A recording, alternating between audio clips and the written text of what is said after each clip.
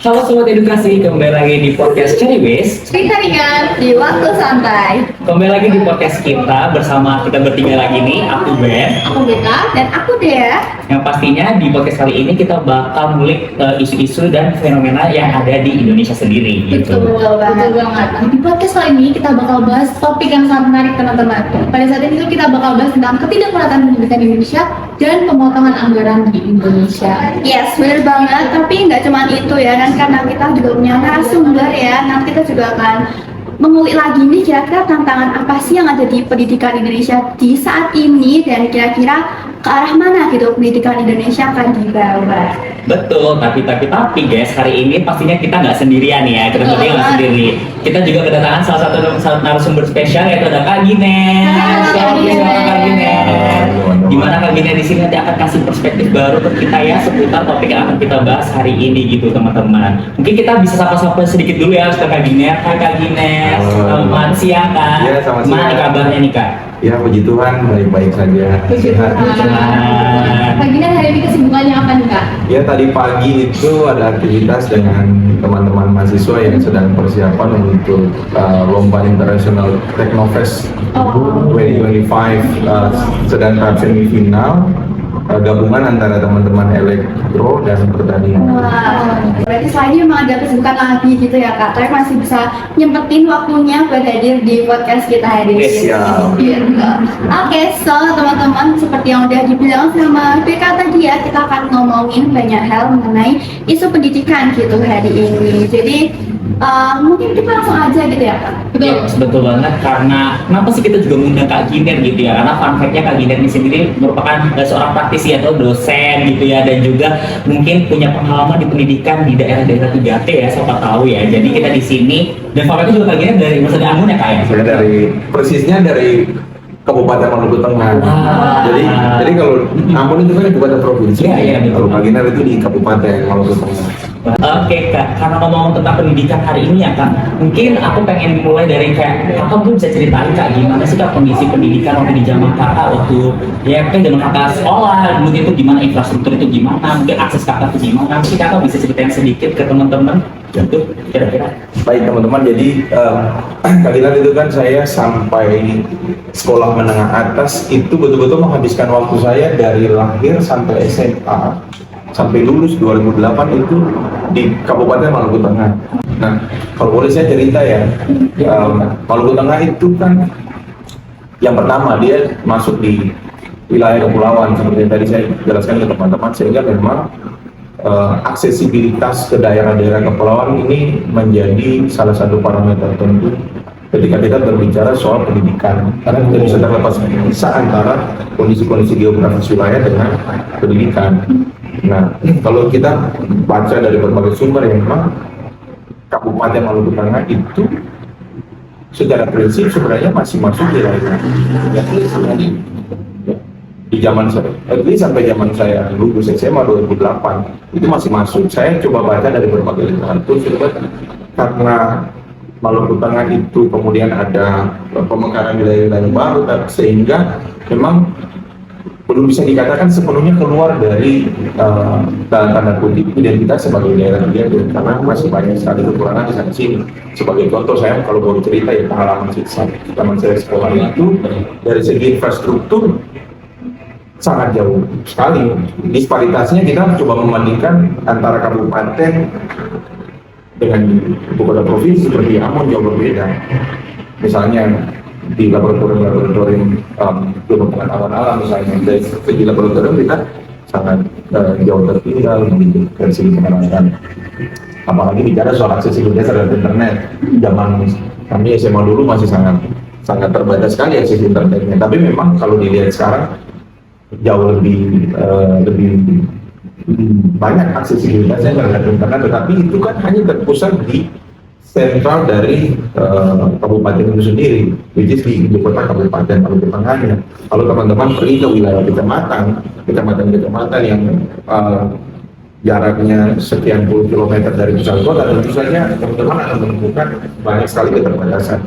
Jangan kita bicara internet, ruang kelasnya masih banyak sekali yang perusahaan dan segala macam ya. Dan dari segi fasilitas itu menunjukkan bahwasannya dari aspek infrastruktur, daerah-daerah yang jauh dari pusat negara dan pusat kota-kota provinsi maupun pusat kabupaten, ini tentu saja masih sangat tertinggal. Itu baru dari sisi infrastruktur ya. Belum yang kedua masuk yang lebih mendalam sebenarnya dari sumber daya manusia. Kalau kita bicara sumber daya manusia ini kritikal sekali karena pendidikan itu tidak bisa terlepas dari eksistensi sumber daya manusia inputannya, yaitu para siswa sendiri, tenaga pengajarnya, dan manajemen sekolah. Menurut saya ini kritikal sekali. Nah, kita tahu bahwasanya kalau bicara siswa juga kompleks sekali. Kenapa? Karena anak-anak ini kan berangkat dari, kalau di daerah itu bukan orang tua yang punya tingkat penghasilan yang tinggi.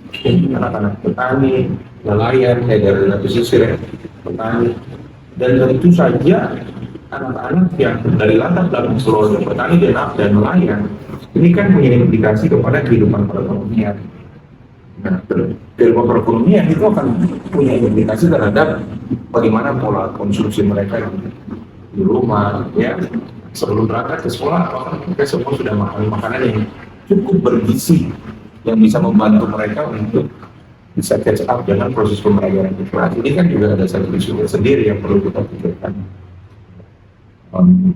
Dari segi guru juga,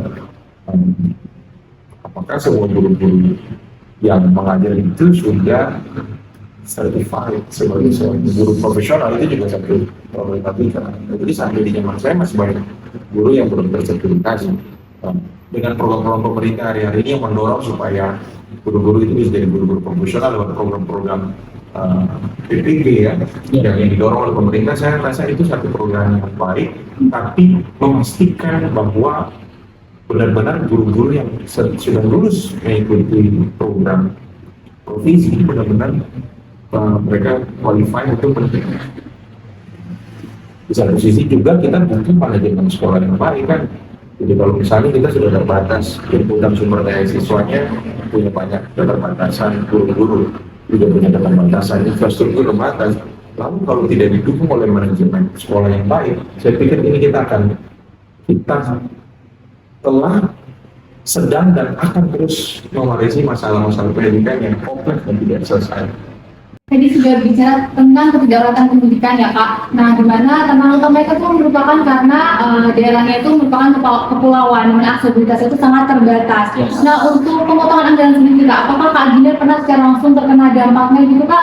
Boleh di-sharing? Ya, kalau zaman kami kuliah, kalau zaman kami sekolah dulu kan nampaknya kebijakan efisiensi ini belum menjadi hal yang muncul di permukaan. Saya tidak tahu persis, tidak punya informasi persis, tetapi kan yang baru beberapa waktu belakangan ini kita mendapatkan kebijakan dari pemerintah terkait efisiensi. Nah, saya tadi malam mengontak salah satu alumni kita yang saat ini menjadi kepala sekolah di salah satu sekolah di tempat asal Kagina. Saya bertanya terkait dampak dari kebijakan efisiensi ini yang dirasakan secara langsung apa, terutama karena dia dalam posisi sebagai kepala sekolah ya, sebagai di top management di sekolah. Dia sampaikan begini bahwa memang pemerintah itu kan bantuan untuk satuan operasional pendidikan ya, SPOP ya kalau saya tidak salah. Bantuan operasional pendidikan satu BOSP, bantuan operasional satuan pendidikan yang dulu namanya dana posito, bantuan operasional satuan pendidikan BOSP. Nah, BOSP ini kan salah satu peruntukannya adalah juga untuk membantu pembiayaan guru-guru honorer. Nah, sebelum ada efisiensi itu 50% dari BOSP itu diperuntukkan untuk pembiayaan guru-guru honorer. Nah, tetapi ketika terjadi kebijakan efisiensi, sekolah memangkas ya, kebijakan secara umum semuanya diturunkan jadi 40% dari BOSP itu, jadi ada penurunan 10%. Nah, nampaknya ini kemudian juga menjadi masalah di lapangan ya, karena guru-guru belum semua guru honor itu kan lolos seleksi P3K yang sekarang yang pemerintah dorong supaya guru-guru ini bisa mendapatkan penghasilan yang layak ya lewat program P3K.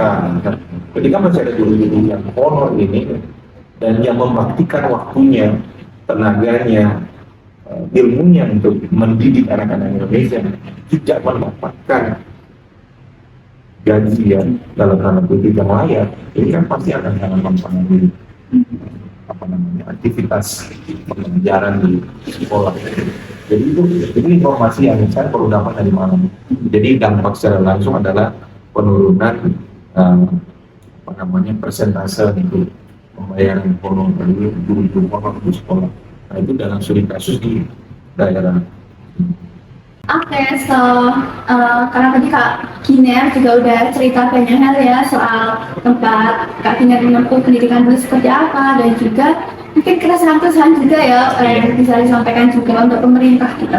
Nah, mungkin selanjutnya nih kalau dari yang sudah di-sharing Kak Giner tadi, mungkin Kak Giner juga bisa memberikan perspektifnya Kak Giner gitu. Kira-kira kalau yang sedang terjadi sekarang ini, pendidikan sekarang ini kira-kira akan dibawa kemana gitu Kak di masa depan? Apakah bisa lebih baik dengan sistem pemerintah yang masih seperti ini atau malah mengalami kemunduran? Iya.